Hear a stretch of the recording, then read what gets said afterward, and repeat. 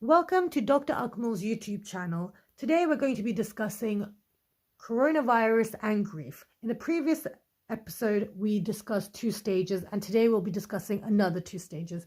So Dr. Akmal would give us a little recap, and then let's move on to the next 2 points. In terms of recap, what we talked about initially was that there needs to be awareness of stages of grief. Grief is something that we should talk about because it is confronting us every day.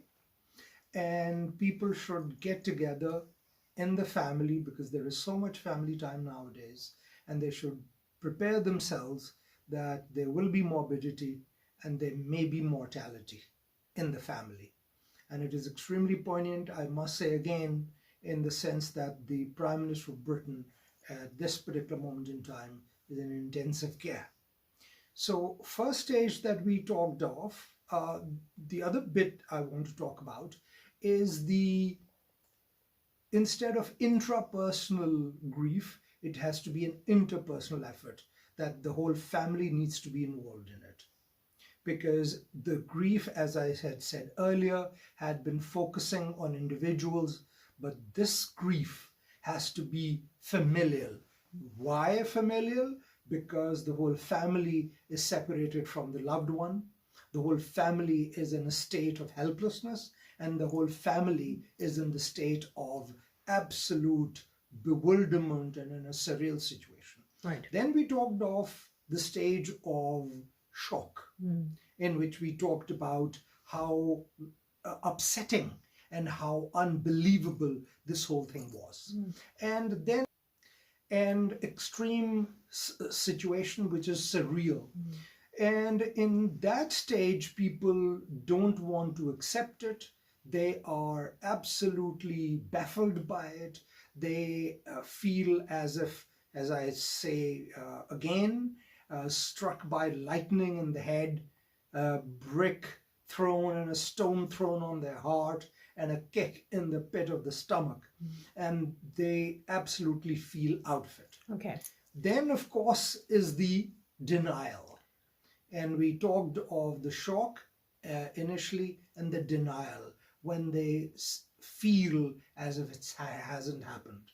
It is probably a dream. It hasn't happened. It could not have happened, and so on. And then, of course, we can then talk about in terms of anger. So the thing is that the third stage, which, as I said earlier, they aren't sequential stages. They could overlap. They could occur in a different pattern, different intensity. The third stage is anger. And it is an uncontrollable outpouring of emotion and frustration and anger. And in that, the person feels that somebody is to be blamed, somebody is responsible, and somebody is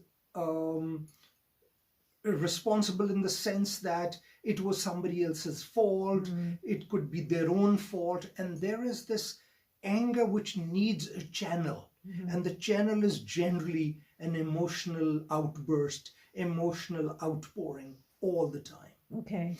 And that is then followed by something which we call bargaining. Okay. And the bargaining is when there is this very helpless stage of lamentation, and in which the person wants Providence, God, nature, Almighty to bring the loved one back, in which they say, take something from me. You know, can I share my life? Can I do something about it? Can you please bring that person back? And so on. Yes, Okay, so these are the 2 stages we'll be discussing in this video. So you said anger and bargaining. So let's talk about anger first. Do we necessarily have to feel it? The thing is that the stages that I'm describing are not stages of choice, but these are descriptions of what people experience. So what it seems is that it is actually fait accompli. It is that something you have to or invariably people undergo. Okay. So it's not that it's a stage, so can I have a longer stage of this and shorter stage of that? It is not a menu that you can pick and choose. The way it is described, and as in most of psychological processes that you see, are descriptions. They're like symptoms. So in pneumonia, like in coronavirus, you have cough and fever and breathing difficulty. And that is something that you have to endure. Okay, so once you have it. how can the people around the person that is grieving deal with someone who is going through the anger stage? So let's give them some techniques or maybe some advice on how to deal with it. As I said, that this is something that will happen with people. And the current situation is that it can happen with lots of people at the same time. Okay. So there may not be somebody who is able to hold everybody's hand. So that is why what I feel is that family needs to be prepared, that there will be that disruption within the family dynamic. Okay. So God forbid if somebody, loved one, is in intensive care and doesn't make it, as we just heard that, one of our, sort of medical colleague passed away today. And so what the family must be going through, it's a collective grief, a grief which is tinged deeply with helplessness. And in that, they may be going through that stage of denial and shock. And when they get into the stage of anger, it is possible that they all may be going through at the same time. But it is also possible that there may be someone who is able to hold the other person's hand. Okay. It doesn't have to follow that if one person has it for 5 weeks or 2 weeks, the other must have the same thing. It could just change. So why and how anybody can be helped? I think in this situation, the only way is that you prepare yourself. And the more you prepare yourself in terms of a pre-discussion, pre-preparation. Okay, that's fine. Okay, I hear what you're saying, but just kind of putting it to whatever. How do we okay, that's fine if lots of people are going through it, but then that could then be it could be very dangerous within the household because you can't go anywhere, you can't speak to anyone else. I mean, you can speak to them on the phone, but physically the government has guided that we shouldn't be meeting other people. There's only so much you can prepare. I mean, we've also going through our own grief. We, the illness was a prolonged one, but you could never prepare fully. Absolutely. There's always until the last moment. Exactly. Okay, so that's fine. So it's just kind of finding, everyone needs to find their own role and kind of needs to do that. Okay, now bargaining. Surely that stage will come before the person passes. Give them my life. No, you're right. This is something that happens in pre-grief.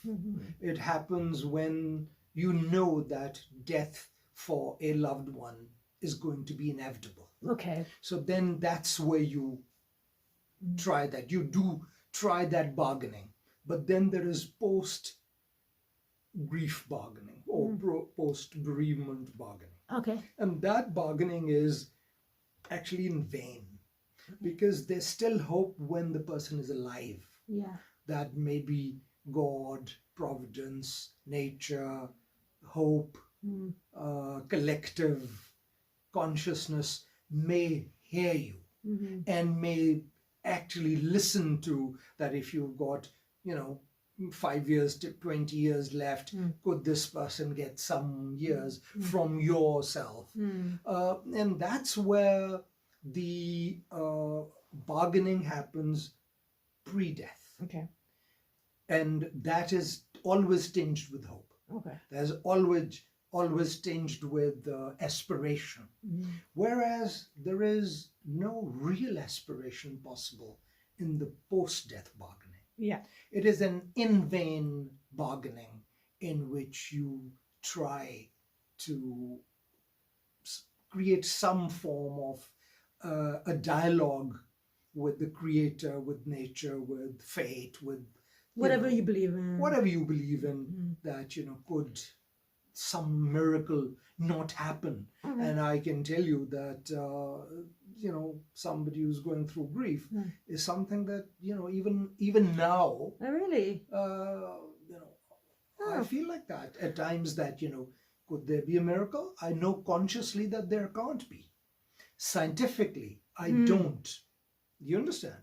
But still, at the same time, that is, one feels that if Jesus could bring back the dead and Lazarus could be, revived and so on, why couldn't this happen here? But the point is that the post-death bargaining is actually futile bargaining. Yeah. And would you say it's kind of linked in with the denial element? Because you're bargaining, but the person's gone. It's kind of that you're in the denial that it's. I think that it is a part of your hope, a part of your a process, and I think denial happens in denial, although we say is a separate stage, but in reality it is happening throughout all these stages. Exactly. There is the acceptance and denial happening in shock, and in denial, obviously. But these are the predominant feelings. Okay. Right, okay. So actually we've run out of time for our video today. So what would you like to leave our viewers on, and what would you like to say to them? Okay. What I would this is a very tough time, isn't it? What I would say is that in anger, I think a conversation with this person needs to happen, whoever is experiencing that stage of anger. Okay. And understanding, tolerance, patience, and empathy. Obviously, if it is another parent, if it is the older brother or the younger sister who has not reached the stage of anger, but the other person has, so that role has to be taken over by the not so angry person. Okay. Maybe a person in the stage of bargaining, maybe a person in the stage of denial, in which a conscious and empathic discussion is to happen. And sorry, I just thought of one last question. When it comes to anger, frustration or irritability, that falls into it? Oh, absolutely. Okay, Because so that's anger has lots of, resentment, misery, feeling. Passive aggression? Passive aggressive as well, but I think more aggressive rather than passive. The idea why is this 105-year-old person still alive and my loved one had to go at 60 or 70 or whatever? Why couldn't God have given a person who is stuck in hospital for 30 years and given, totally a vegetable, and given my loved one 5 more years or 10 years out of that life? Okay, So that's where you're really angry at the world, angry at everything, and that's the pre-bargaining. Okay, and obviously if anyone wants to... Yes, exactly, as we say, anyone wants to talk about it, send questions, say your experience, share it with us, and we'll deal with it. Thank you so much.